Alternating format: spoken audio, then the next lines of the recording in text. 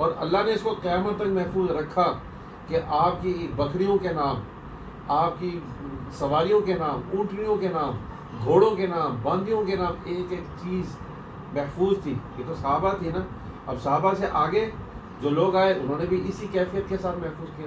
لکھنے کا دور نہیں تھا، پڑھنے کا دور نہیں تھا، کتابوں کا دور نہیں تھا، کچھ دور نہیں تھا. یعنی قرآن جو لکھا گیا وہ لکھا گیا چھالوں پر، چمڑے کے اوپر، لیکن اس کو لکھ کے محفوظ کروایا حضور پاک صلی اللہ علیہ وسلم نے. اور آپ صلی اللہ علیہ وسلم نے صحابہ کو اجرت پر بھی اگر کوئی یہودی دین لکھنا پڑھنا سکھاتا تھا، آپ نے صحابہ کو کہا کہ سیکھو، کیونکہ ابھی یہ پوری دنیا میں دور نہیں تھا. اور خاص طور پر جو عرب تھے ان کو فصاحت و بلاغت اور ذہانت اللہ نے کمال کی دی تھی. اب یہ لوگوں نے دین محفوظ کیا، حضور کی سنت، حضور کی احادیث سینہ بسینے چلتی رہی. اگر کوئی یہ کہتا ہے نا کہ بھائی انہوں نے حضور کی الفاظ تو محفوظ کر لیے اور کیفیت جہالت کی انتہا ہے. بھائی جو آدمی روایت کر رہا ہے وہ کہہ رہا ہے کہ حضور اس طرح بیٹھے ہوئے تھے، حضور نے ایسے کیا، حضور نے درخت کی ٹہنی ہلائی، پتے گرے، پھر حضور نے پوچھا اے ابو ذر میں نے کیوں گرائی ہے؟ انہوں نے کہا یا رسول اللہ آپ بتائیں گے؟ تو پھر انہوں نے بتایا کہ جیسے اس کے پتے جھڑ رہے سردی کے موسم میں، ساری کیفیت. پھر اسی کیفیت سے انہوں نے اپنے شاگرد کو، اپنا شاگرد جا رہا ہے، انہوں نے ٹہنی ہلائی، پتے، بھائی پوچھتے نہیں ہو میں نے کیوں کیا؟ بھائی میں بھی حضور کے ساتھ، یہ نہیں پوری کیفیت منتقل کی. ایسے الفاظ نہیں انہوں نے منتقل کی، انہوں نے کیفیت منتقل. کتنی احادیث ایسے ہیں جن کو ہم مسلسلات کہتے ہیں. حضرت انس رضی اللہ عنہ حضور سے ملے، ہاتھ ملایا تو اس کو کہتے ہیں مسلسل بالید.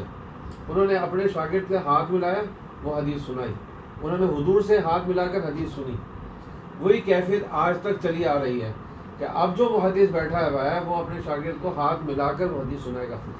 کہ حضرت انس رضی اللہ عنہ کہتے ہیں کہ میں نے کسی کا ہاتھ ایسا نہیں چھوا کہ جس کا ہاتھ حضور صلی اللہ علیہ وسلم سے زیادہ نرم ہو، ریشم سے زیادہ نرم اور تمام مشک سے زیادہ خوشبودار. کہ حضور سے ہاتھ ملانے تو اس کے ہاتھوں سے خوشبو آتی. اب یہ دین اس طرح چلا. لیکن حضور کے زمانے میں بھی حدیث لکھی گئی. آپ صلی اللہ علیہ وسلم نے ایک صحابی وہ خود لکھتے تھے، حضرت ابوبکر صدیق رضی اللہ عنہ لکھتے تھے. حضرت ابو ہریرہ رضی اللہ تعالیٰ عنہ حدیث کا علم حاصل کرتے تھے. لکھا یا رسول اللہ میں بھول جاتا ہوں. آپ نے فرمایا میرے پاس آؤ. چادر میں کچھ پڑھ کے دم کیا، فرمایا چادر کو سینے سے لگا لو. انہوں نے سینے سے لگا لیا. اس کے بعد میں کوئی حدیث نہیں بھولی. ہزاروں حدیثیں حضرت ابو ہریرہ رضی اللہ عنہ سے مروی ہیں، ہزاروں احادیث حضرت عائشہ رضی اللہ عنہ سے مروی ہے. یہ سینہ بہ سینہ چلی. آگے جو قوم آئی جن کو ہم صحابہ کے بعد تابعین کہتے ہیں، انہوں نے بھی ایسے ہی حاصل کیا. وہ بھی زمانہ لکھنے پڑھنے کا نہیں تھا. پھر حضرت عمر بن عبدالعزیز رحمۃ اللہ علیہ کا زمانہ آیا جب صحیح احادیث کے ساتھ جھوٹی اور موضوع احادیث چلنی شروع ہو گئی. اس زمانے میں محدثین کو انہوں نے تیار کیا. انہوں نے کہا بھائی آپ حدیث کو محفوظ کرنا شروع کریں. تو عبداللہ ابن مبارک رحمۃ اللہ علیہ اور دوسرے لوگ آئے، انہوں نے حدیث کو محفوظ کیا، کتابوں کی شکل میں لکھی، تدوین شروع ہوئی. پھر جو علم کو سیکھنے سکھانے کا سلسلہ تھا وہ ویسے ہی چل رہا تھا. ہزاروں لوگ ان کے شاگرد بنتے تھے، ان سے علم دین حاصل کرتے، علم حدیث حاصل کرتے. پھر ایک وقت جب پہلی صدی پوری ہونے لگی، اب علم کا دور چل رہا ہے. اب لکھنے پڑھنے کا زمانہ شروع ہو گیا. اب یہ احادیث جو سینہ بہ سینہ چل رہی ہیں اب ان کو لکھا جا رہا ہے. ہزاروں شاگرد آ رہے ہیں، وہ اپنے استاد سے حدیث لکھ رہے ہیں. یہ استاد حضور تک حدیث جو سنا رہا ہے پورے واسطوں سے سنا رہا ہے. عبداللہ ابن مبارک نے فلاں سے سنی، فلاں نے فلاں صحابی سے سنی، اس نے حضور سے سنی. 4 واسطے، 6 واسطے، 5 واسطے امام بخاری رحمۃ اللہ علیہ تک. اس واسطوں کی پوری ہسٹری موجود ہے کہ بندہ کیسا تھا، متقی تھا، پرہیزگار تھا، اس نے زندگی میں کبھی جھوٹ بولا، اس کی حدیث نہیں لینی. یہ ساری اب یہ لکھی جا رہی. ہارون رشید اپنے محل میں بیٹھا ہوا، اس نے دیکھا کہ ایک شور و غل ہوا. اس نے اپنے گھر والوں سے کہا کہ لگتا ہے، اس کے گھر والوں نے کہا کہ لگتا ہے کہ آپ کے ملک میں بغاوت ہوئی. بادشاہ بھی ڈر گیا. تو اس نے پوچھا کیا ہوا؟ کہا جی عبداللہ ابن مبارک رحمۃ اللہ علیہ حدیث کا درس دے رہے تھے، ان کو چھینک آئی. انہوں نے کہا الحمدللہ. قریب والے لوگوں نے کہا یرحمک اللہ. پھر اس کے بعد اتنا شور ہوا جیسے کوئی مجمع شور کرتا.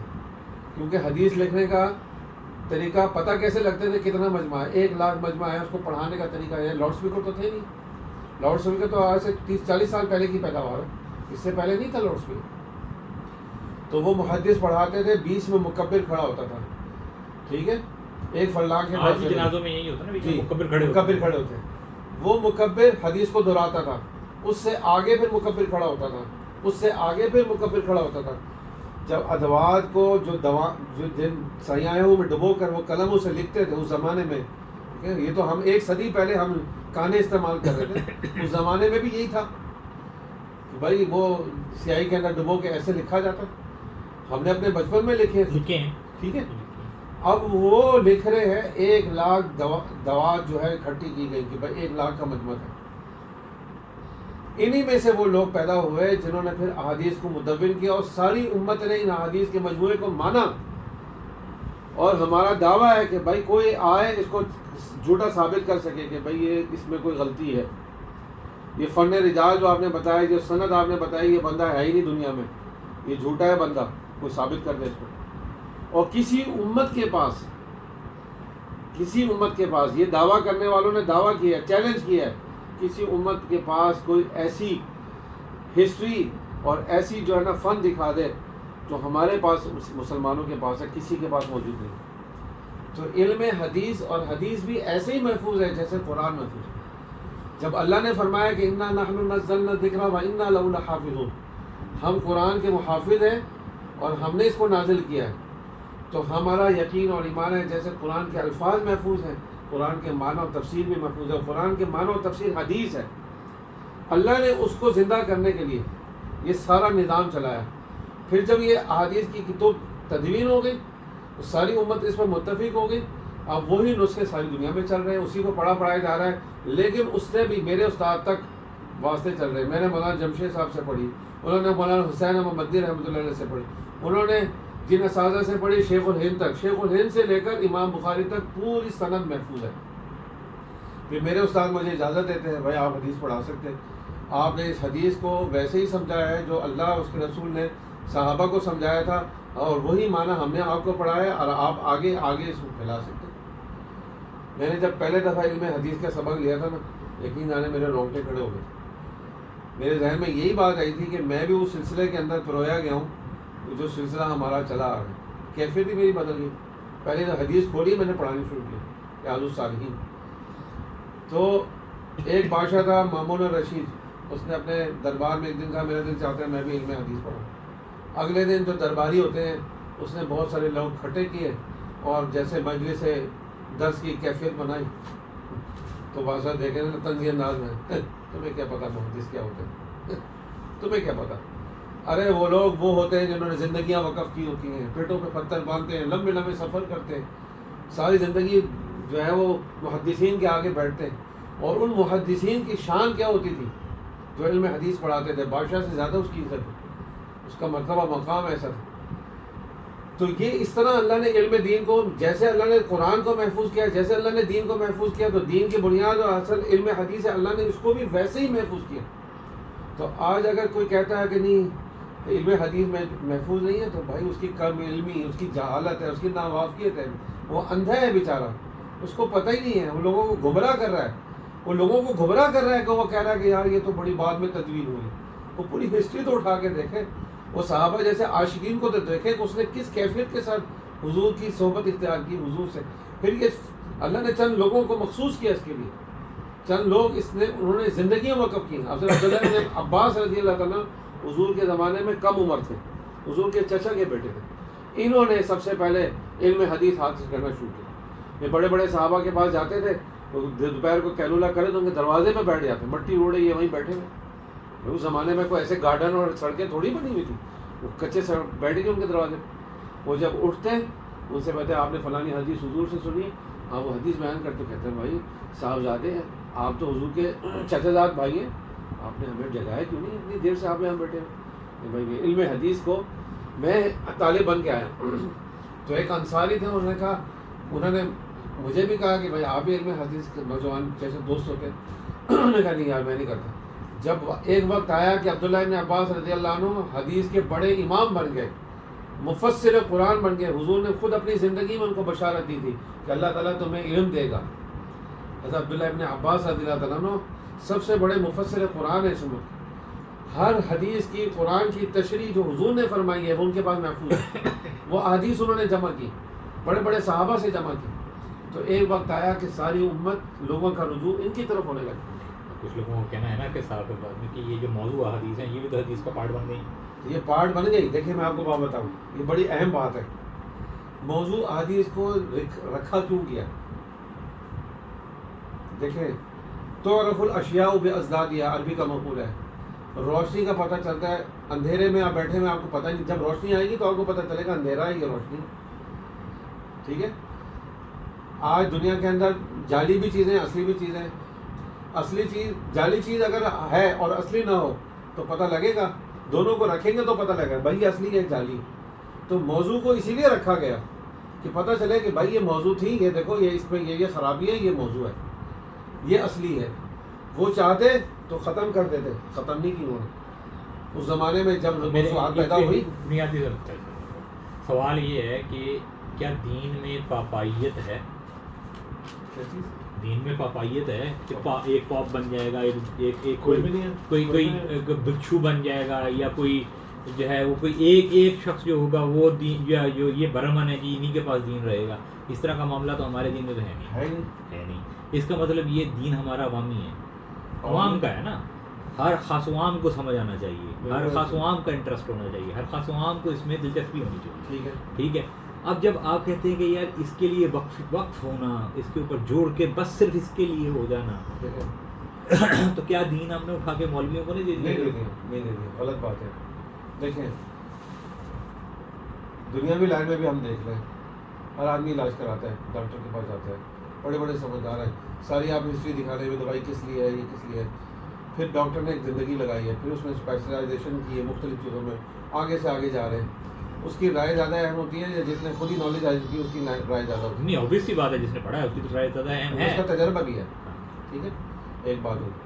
دوسری بات یہ ہے کہ ہر عام آدمی کا ذہن, ہر آدمی ڈاکٹر بن سکتا ہے. ڈاکٹر سے دوائی تو ہر کوئی لیتا ہے, سمجھ بھی لیتا ہے, کہ ہر آدمی ڈاکٹر بن سکتا ہے, سرجن بن سکتا ہے ہر آدمی. مطلب پھر ہم تو مولویت کہہ رہے ہیں. ایک منٹ ٹھہرے نا, میری بات کا جواب دیں. ایک نہیں, کچھ انجینئر ہیں, کچھ اللہ نے انجینئر بنائے ہیں, کچھ ڈاکٹر بنائے ہیں, کچھ چارٹرڈ اکاؤنٹنٹ بنائے ہیں, کچھ لائر بنائے ہیں. ذہن ہے, ہر بندے کا ذہن الگ ہے. ٹھیک ہے, ہر بندے کی صلاحیت بھی الگ ہے, الگ ہے, سمجھنے کی صلاحیت بھی الگ ہے, بولنے کی صلاحیت. اللہ نے بھی قرآن میں فرمایا کہ قرآن کے اندر متشابہات بھی ہیں, قرآن کی واضح آیات بھی ہیں. ٹھیک ہے, اللہ قرآن میں کہہ رہا ہے ہم نے وَلَقَدْ يَسَّرْنَا الْقُرْآنَ لِلذِّكْرِ, ہم نے قرآن کو ذکر کے آسان کر دیا. تو بھائی یہی اشکال کرتے ہیں بھائی ہر بندہ قرآن دیکھے کیوں آپ. تو بھائی جو قرآن کے واضح بیان ہیں, جو مواعظ ہیں, وہ تو سب کے لیے ہیں. قوم عاد کا ذکر کر رہا ہے بھائی عبرت حاصل کرو, یہ تو ہر ایک کے لیے روز روشن ہے. اللہ تعالیٰ نے کوئی دلیل قرآن میں ایسی بیان نہیں کی جس کے لیے آپ کو گہرے علم کی ضرورت ہو. صحابہ نے حضور سے پوچھا یا سنون کا یا اللہ, یہ سورج یہ چاند میں گھٹتا بڑھتا کیوں؟ اب اللہ نے قرآن میں اس کو ذکر کیا. اللہ نے یہ نہیں کہا بھائی اس کے اندر جو ہے سائنٹیفک فنامنا کیا ہے, یہ اللہ نے کہا یہ تمہارے دنوں کی کیلکولیشن کے لیے. بس عام آدمی کو کس چیز کی ضرورت ہے کہ بھائی یہ ہے عمل کرو, بس جنت میں جاؤ گے. ٹھیک ہے, عام آدمی کے لیے وہی رکھا ہے. مطلب قرآن کے بھی دو حصے کر رہے ہیں, ایک قرآن کا وہ حصہ جو ہے جو عام آدمی کے لیے, ایک وہ جو خاص آدمی کے لیے. جو خاص آدمی سمجھے گا متشابہات, پورا قرآن ساروں کے لیے نہیں ہے. اور راسخین فی العلم جو ہیں وہ بھی کہتے ہیں کہ ہم اس پر ایمان لائے, اس میں کجی تلاش نہ کرو, اس میں کجی تلاش کرو گے گمراہ ہو تو بیوقوف ہے. میں ویسے ہی بات کر رہا ہوں کہ اس میں کجی تلاش نہ کرو, اس میں غلط بات کی طرف نہ جاؤ. راسخین فی العلم بھی اس پر ایمان لاتے ہیں, اس کی تصدیق کرتے ہیں, کیونکہ تقدیر کی باتیں کچھ باتیں آتی ہیں کہ جب انسان عقل میں چلتا ہے نا تو اس کی سمجھ نہیں آتی. یہ عقل کی چیز ہی نہیں ہے, یہ تو ایگریڈ اپون بات ہے. بہت ساری چیزیں عقل میں آنے والی نہیں ہیں, یہ عقل کی چیز ہی نہیں ہے. ہاں عقل میں ہماری عقل ہی کم ہے نا. مالک کی چیز مخلوق کو سمجھ نہیں آ سکتی, یہ سمپل سی بات ہے. اس کے اندر لاجک سمجھنے کی کوشش کرنے کی ضرورت نہیں. تو ہم یہ نہیں کہتے کہ بھائی وہ علماء کرام جو ہے ٹھیکیدار ہو گئے, ٹھیکیدار نہیں ہو گئے, وہ چوکیدار ہیں. آپ بھی کرنا چاہتے ہیں آپ بھی ان کی فہرست میں آ جائیں, اور بندے کے لیے دروازہ کھلا ہوا ہے. یہ تھوڑی ہے کہ بھائی وہ ایک مخصوص طبقہ ہے, انہوں نے اپنی ذرہ داری بنا دی ہے, کسی کے لیے دروازہ بند ہے. اس مفروضے کو توڑ نہیں دے کہ تابعین جو تھے وہ سارے کے سارے جو تھے وہ سب جانتے تھے. کیسے توڑ ہے؟ دیکھیں وہاں پر تو عوام ساری کی ساری ہی ٹھیک ہو گئی. عام عوام جو تھی نا وہ فالو ہی کر رہی تھی علماء. چند لوگ تھے جنہوں نے زندگیاں وقف کی تھی اس کام کے لیے. چند ہزار ہوں گے, لاکھوں لوگ تو مطلب یہ بھی ایک اشکال ہے کہ سارے تابعین یہ سارے صحابہ جو تھے وہ سارا علم جانتے تھے، ایسا نہیں ہے. ایسا ہے نہیں. حضرت خالد بن ولید رضی اللہ تعالیٰ عنہ ساری زندگی جہاد میں گزارے تھے. جب ان کو امامت کے لیے کھڑے کرتے تھے نا تو وہ 10 آیتیں ایک جگہ سے نہیں پڑھ سکتے تھے، انہیں یاد کرنے کا موقع نہیں ملا. 2 آیتیں ادھر سے پڑھ لی، 2 ادھر سے پڑھ لی. کسی نے کہا کہ تھی سورہ یاسین پوری پڑھ دیو، ایک رکوع پڑھے تھے دوسرا چل گئے. بھائی میں نے یاد کرنے کا موقع نہیں ملا.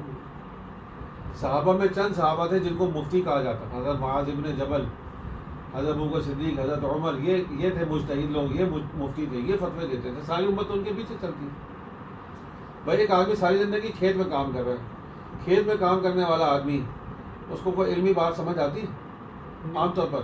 وہ تو ایک عام نفس عام آدمی ہے نا. بس بھائی اللہ ماشاء اللہ کہ اللہ تبارک وہ تو خصوصی بات تو الگ ہے نا. عام طور پر تو ایسا ہی ہے نا، جو ریڈی میں چلا رہا ہے، جو جانوروں کو دیکھ رہا ہے، بچوں کو پٹھے پا رہا ہے، ٹھیک ہے، تو سادہ طبیعت آدمی ہے، سادہ طبیعت آدمی ہے، اس کو کچھ علمی بات سمجھ آتی ہے؟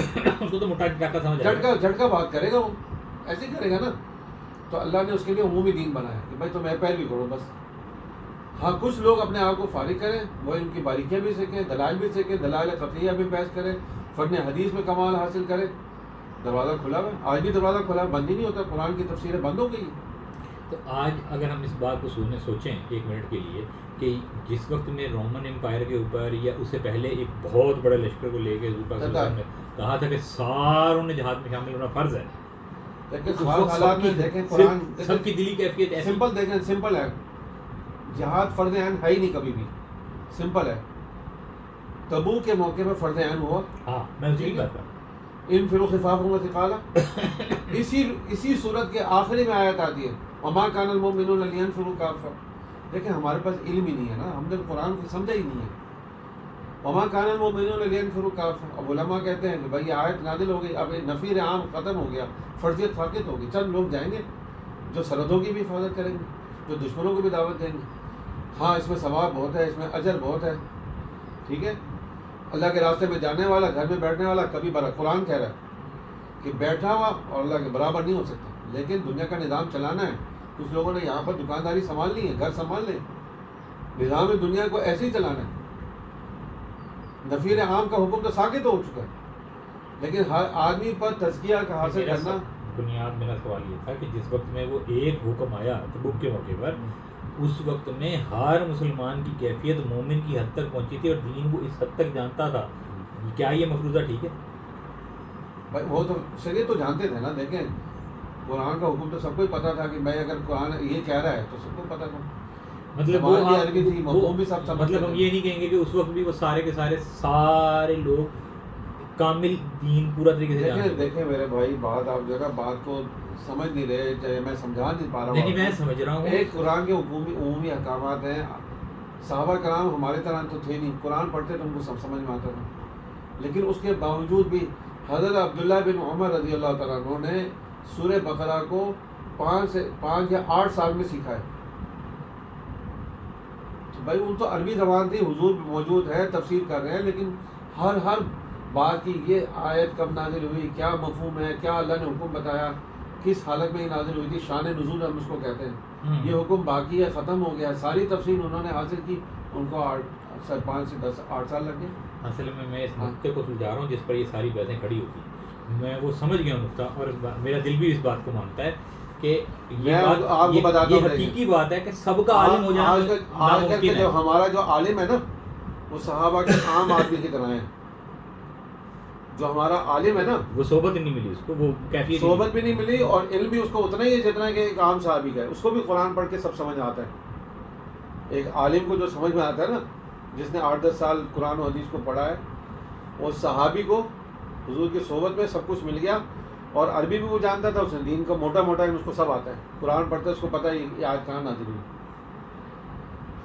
ہم جو ہیں، ہم جس دور میں گزر رہے ہیں، ہمیں تو قرآن کی ایک آیت کا ترجمہ نہیں آتا. شان نزول احکامات تو دور کی بات ہے، ہمیں تو ترجمہ کرنا ہی نہیں آتا. اور پھر اس میں الگ تعویلات بھی چل رہی ہیں، اپنے مطلب سے قرآن کو موڑ رہے ہیں. بھائی جو قرآن اور اللہ کہہ رہا ہے اس کو سیکھو نا. جو میرے ذہن میں آ رہا ہے وہ تھوڑی اللہ کہہ رہا ہے. آج میں آپ کو بتاتا ہوں قرآن کی تفسیر کیسے کہہ رہے ہیں. سائنس یہ کہہ رہی ہے جو قرآن میں تلاش کرو ایسا ہے کہ نہیں ہے. یہ کیا طریقہ ہے؟ یہی ہو رہا ہے. یہودگی ہے یہ تو. ایک عرصے تک ہم اپنے بچپن میں سنتے تھے کہ بھائی سورج اپنی جگہ پہ حرکت نہیں کرتا. اللہ کہتا ہے کہ وہ شمس والقمر تجریان دونوں چل رہے ہیں. آج سائنس کی قائل ہو گئی ہے, سورج بھی چل رہا ہے. پہلے قائل نہیں تھی, مطلب تب رکا ہوا تھا. پہلے ان کے لیے نہیں رکا ہوا تھا نا. باقی نظام شمسی چل رہا تھا, شمس نہیں چل رہا تھا. اب وہ کہہ رہے ہیں شمس بھی چل رہا ہے اپنے محور میں. اب انہوں نے اب ان کی اللہ قرآن میں پہلے کیا.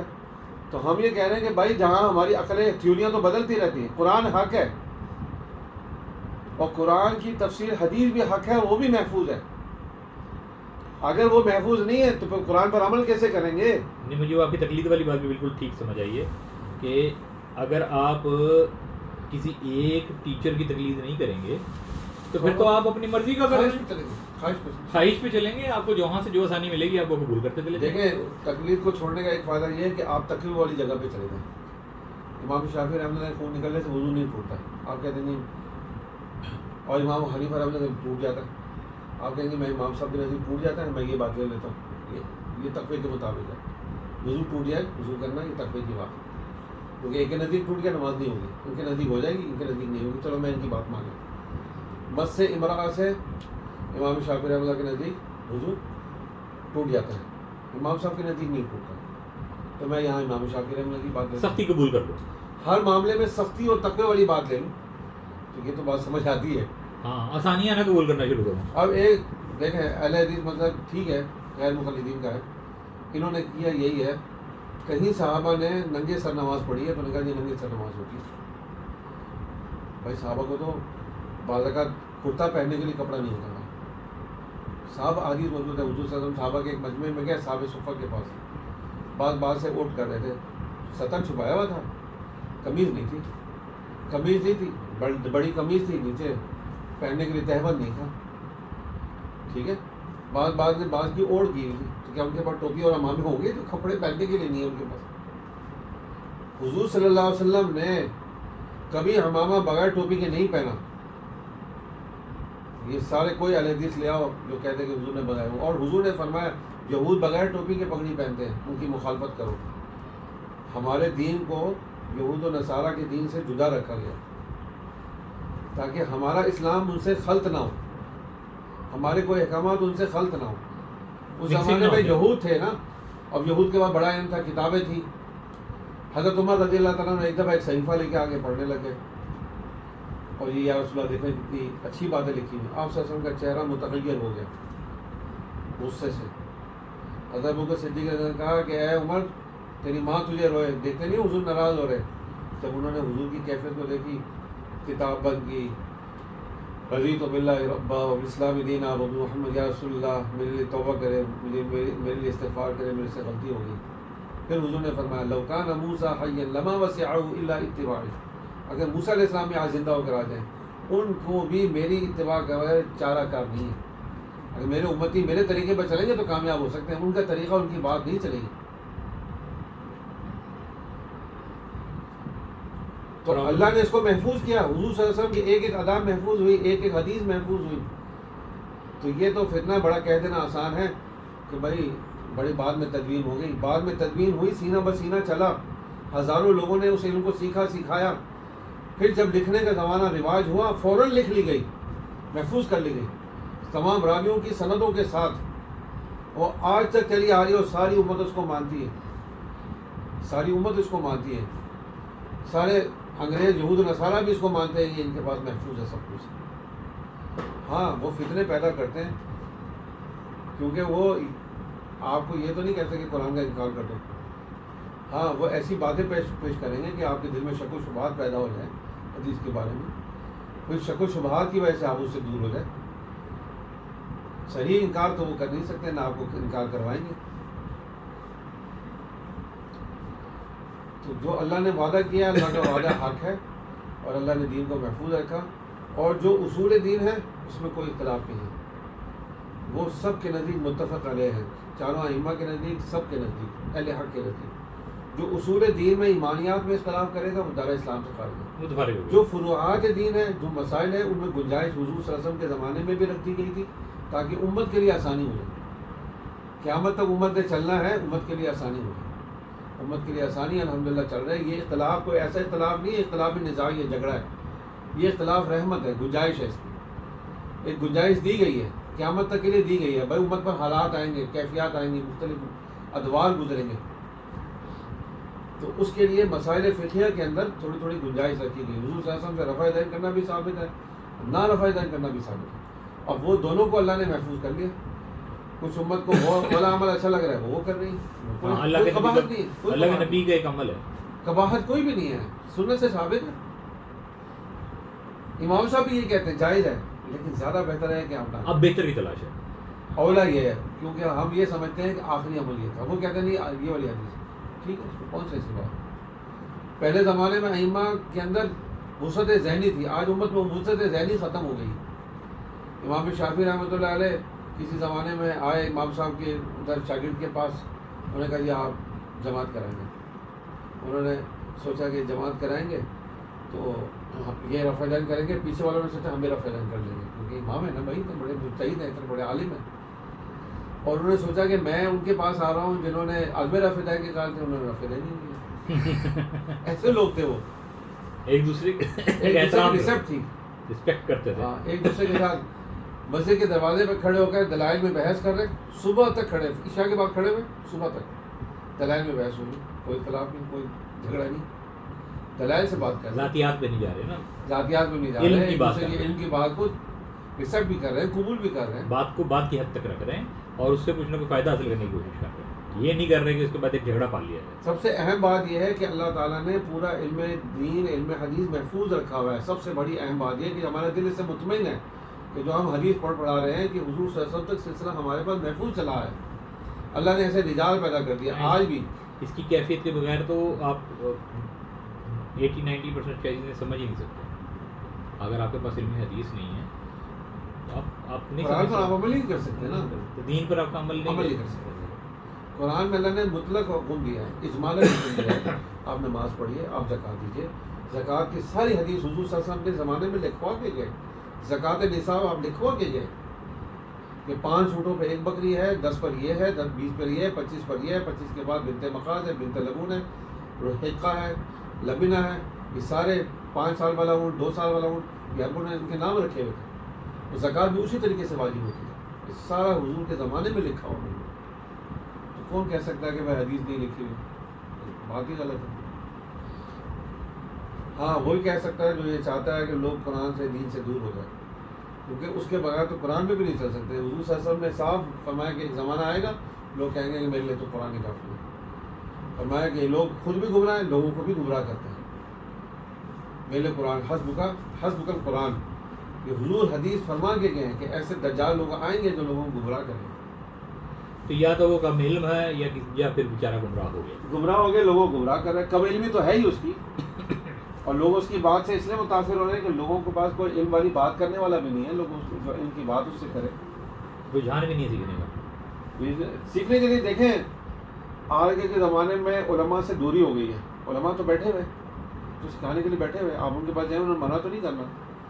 ایک تو طریقہ کار وہ ہے کہ جو تعلیمی طریقہ کار ہے, جو آتے ہیں طریقہ کار سے پڑھتے ہیں. ایک اس کے علاوہ بھی اگر کوئی جانا چاہتا ہے اس کے لیے بھی وہ بیٹھتے, ٹائم دیتے ہیں, درس دیتے ہیں, اپنا سارا کچھ کرتے ہیں. تو اس لیے ضروری ہے کہ انہی لوگوں سے سیکھا جائے جو صحیح سیکھے اور سمجھے ہوئے لوگ ہیں, قابل اعتماد لوگ ہیں. دیکھیں ہم ایرے غیرے سے اپنا علاج نہیں کراتے, ہم اسی سے کراتے ہیں جو پکا ڈاکٹر ہو, اس کے بعد سند ہو, جس نے کسی اچھے ڈاکٹر کے تحت میں ہاؤس جاب کی ہو, اس کا تجربہ ہو, ایکسپیرینس ہو. اس کے بغیر ہم علاج نہیں کراتے. اس کے بہت معلومات ہو, ہم اسے علاج نہیں کراتے. تو یہی اصول یہاں پہ بھی چلے گا. پھر حدیث بھی موجود ہے کہ میری امت کبھی گمراہی پر جمع نہیں ہوگی. ہاں نہیں ہوگی. تو امت کا ایک طبقہ ہمیشہ حق پر رہے گا. مولانا سعد صاحب کاندھلوی صدیقی صاحب جو ہے وہ مولانا عبد المالک صاحب شیخ الحدیث کے جامعہ اشرفیہ کے ان کے بیٹے ہیں. تو انہوں نے بڑی پیاری بات کی. وہ کالج میں, پنجاب کالج میں بڑے عرصے تک پڑھاتے رہے. کہنے لگے میں نے یہ بتایا کہ یہ اختلاف ہے, یہ اختلاف ہے. تو ایک آدمی نے کہا بھائی اس اختلاف کو ختم کر دیں. تو میں نے کہا دیکھیں ایک گاؤں کے لوگ کہتے ہیں کہ بھائی ہم نے اس بات پر اتفاق کر لیا کہ ہم سارے کے سارے چوری ڈکیتی کر کے کمائیں گے. تو یہ اتفاق اچھا ہے. نہیں ظاہر ہے یہ اتفاق اچھا نہیں. تو ہر اتفاق اچھا نہیں ہے، تو ہر اختلاف بھی برا نہیں ہے. یہ جو ہمارے ذہن میں بیٹھا ہوا نا کہ اختلاف آ گیا جی، اختلاف ہو گیا جی، علماء میں اختلاف ہو گیا جی، مسائل میں اختلاف ہو گیا، تو بھائی ہر اختلاف بھی برا نہیں ہے جب وہ دلیل کے ساتھ ہے. اور اگر وہ تقوی کی طرف جا رہا ہے، ہاں وہ تقوی اور دلیل کے ساتھ ہے. بس وہ اگر دونوں اس کے لوگ پیچھے دلیل ہے. اگر دو بندے تقوی کی طرف جا رہے ہیں اور وہ اپنی دلیل پر قائم ہیں اور وہ اپنی دلیل سے چلے ہیں، اللہ دونوں کو جزا دے. دیکھیں اللہ تعالیٰ نے تو کہا ہے نماز پڑھو.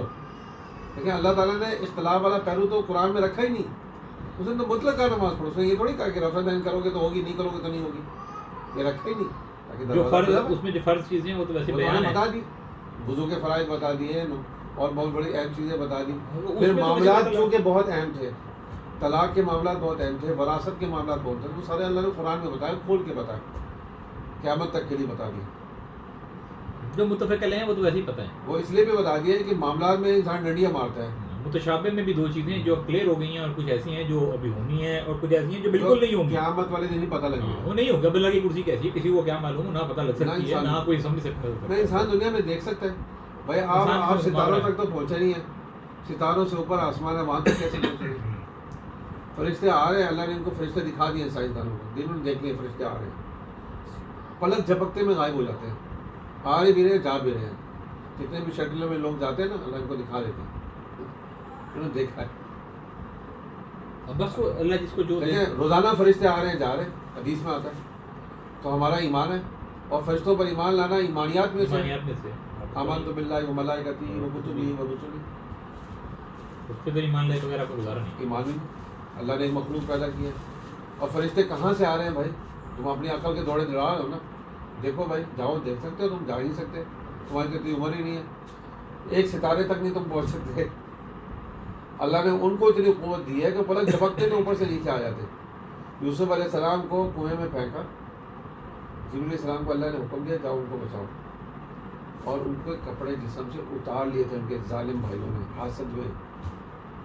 تو اللہ نے ان کو جنت کا جوڑا دے کے بھیجا کہ یوسف کو گرنے نہیں دینا. اور بہت گہرا کنواں تھا وہ، اور ان کے گرنے سے پہلے وہ ساتوں آسمان سے نیچے آئے اور پلک جھپک کر ان کو اٹھایا، ان کو جنت کا جوڑا پہنایا.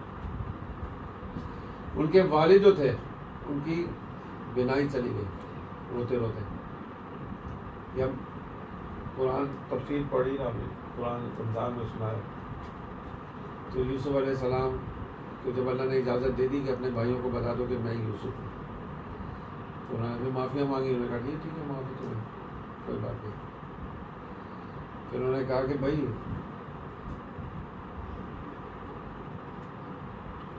یہ جو ہے والد صاحب کے پاس جا رہے ہو، یہ قمیض وہ جو جبریل علیہ السلام قمیض لائے تھے وہ دی. جب وہ آنکھوں سے لگائی اللہ نے بنائی جاری کی. واپس کر دی. ان کو پتا تھا کہ بھائی اب دنیا کی ہے ہی نہیں. اللہ کی ذات ہے وہ جیسے چاہے کر سکتے. تو اللہ نے فرشتوں کو جو قوت دی ہے، ہمارا ایمان ہے، اللہ ان کو دکھا دیتے. ہر مخلوق کی اللہ نے تو اپنی طاقت دے رکھی ہے، اور اس کی اپنی طاقت ہے، اور جس کا ذکر اللہ تعالیٰ نے فرشتوں کے سردار ہیں حضرت جبریل علیہ السلام، 4 بڑے فرشتے، ان کو بھی قوت دی ہے. کہ جو اللہ نے انسان کو اعمال دیے ہیں ان کی قوت اس سے بھی زیادہ ہے. کیونکہ حضور علیہ الصلوۃ والسلام جب معراج پہ تشریف لے گئے تو جبریل علیہ السلام ایک جگہ پہ جا کر رک گئے. انہوں نے کہا جی آ گیا ہوں، میں ایک قدم بھی آگے جاؤں تو میں جل کر آ کے جاؤں. تو پھر حضور خود تشریف لے گئے. اللہ نے کوئی سیڑھی کوئی لفٹ اتاری، اس پر آپ چڑھے تو پھر اللہ کے عرش پہ پہنچ گئے. تو وہ ظاہر بات ہے جو حضور کا مقام ملا ہے، جو امتی بھی حضور کی صفات و کیفیت پہ آئے گا اس کا بھی مقام ملے گا. اس کو اللہ قبول کرے گا. تو اس سے بڑی بات کیا ہوگی کہ اللہ اس کو دیدار دے گا. اور اللہ نے سورہ قدر میں نازل کر دیا کہ بھائی فرشتوں کی ایک جماعت لیلۃ القدر میں آتی ہے. ہمارا ایمان ہے، سچ ہے. اور جب وہ آتی ہے تو جتنے بھی دنیا میں نیک لوگ عبادت میں لگے ہوتے ہیں اس رات میں سب سے ملتی ہے. اور اتنی اسپیڈ سے ملتی ہے نا، آپ بیٹھے ہیں نا ایسے گزر جائے گی، چپلک جھپکتے ہوئے آپ کو لگ کے گزر جائیں گے فرشتے. تو جن لوگوں کے ساتھ ہوئے وہ بتاتے ہیں باتیں. تو یہ انسان کی ترقی ہے نا کہ بھائی فرشتے اس کے پاس آ رہے ہیں، اس کی عبادت کو خوش ہو رہے ہیں، اس سے راضی ہو رہے ہیں.